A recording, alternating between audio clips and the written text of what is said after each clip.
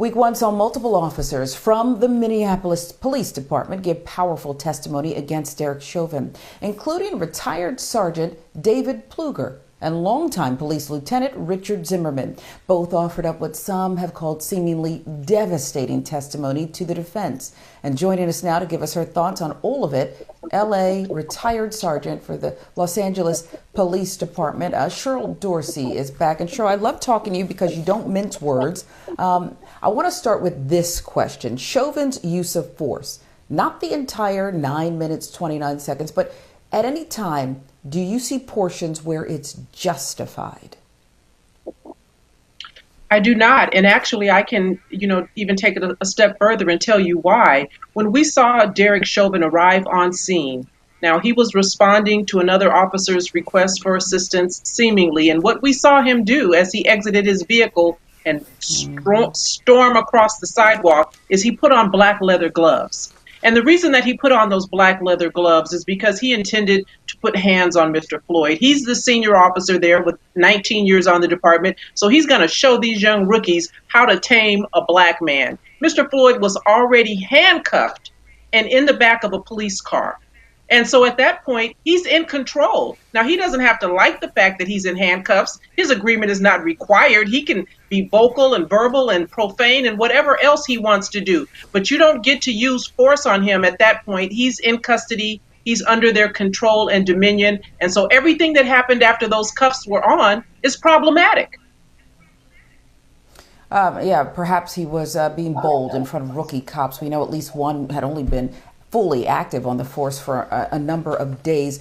What about the paramedics? Hearing them testify about a proper procedure and whether that was followed, the police procedure. Unpack that for us. How damaging was that? Very damaging because they're credible. These are professionals who are trained much like police officers, and we work hand in hand with the fire department.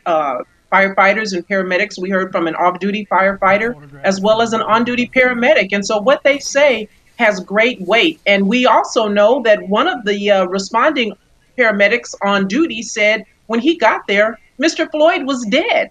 He saw Derek Chauvin sitting still on the neck of someone who, in his professional medical opinion, was deceased. And so this is going to be a very difficult thing for them to overcome. But I tell you what the defense will do. They're going to try to dirty up Mr. Floyd. They're going to talk about Derek Chauvin's perception because it's very difficult to argue with what's in an officer's mind. But all of these hypotheticals about what if this and could he fight, if his life was in danger, if he was fearful, all of that is true. But none of that happened on this day. Yeah, diversion tactics, the blue wall of silence. You've talked about it eloquently before. On the one hand, it makes me angry, right? We see so many in this case stepping up, telling their truth, giving their perspective about training and all the like. We don't usually get that. And I want to know how much you think that will have an impact on this jury, that so many men in blue are stepping forward to say, none of this is right. Well, I hope that it holds great weight. I mean, listen, we're not only hearing from, rank and file officers, we're hearing from supervisors, and purportedly at some point, we're going to hear from the chief of police. And so we know that our officers are not trained to do any of the foolishness that we saw Derek Chauvin do. We saw 3 other officers acquiesce misconduct. In other words, they stood by, participated in, did not intervene. And so these officers who are testifying and supervisors now are speaking truthfully about what should have occurred. And all of the deflection and all of the explaining away that the defense will ultimately try to do when it's their turn is not going to be able to stand, I don't believe, with the credible testimony that we heard today and yesterday from law enforcement officials and paramedics. From the law enforcement perspective, Cheryl, what's your takeaway from the testimony we heard this week? And I wonder, as you talk to, fellow men and women who had careers or have them in law enforcement, is there shame, from what they see here, knowing that there is a community they're a part of? Is there ever shame?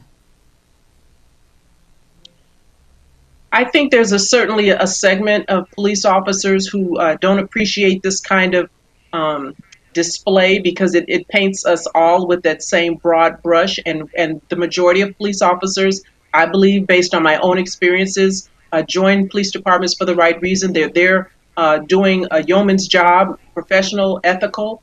But when you have people like Derek Chauvin, and listen, he's no stranger to foolishness. This is an officer with 18 personnel complaints, well on his way to 19, but for Mr. Floyd died. And so officers who can speak freely are bothered by this. Certainly officers who look like me. I understand I'm a Black woman first, a police sergeant second.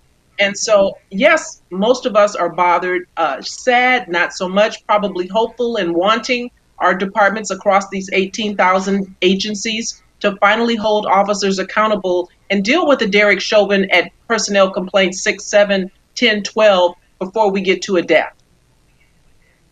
Wow, Cheryl Dorsey, your voice is an important one, and we appreciate you joining us tonight. Thank you so much. Thank you.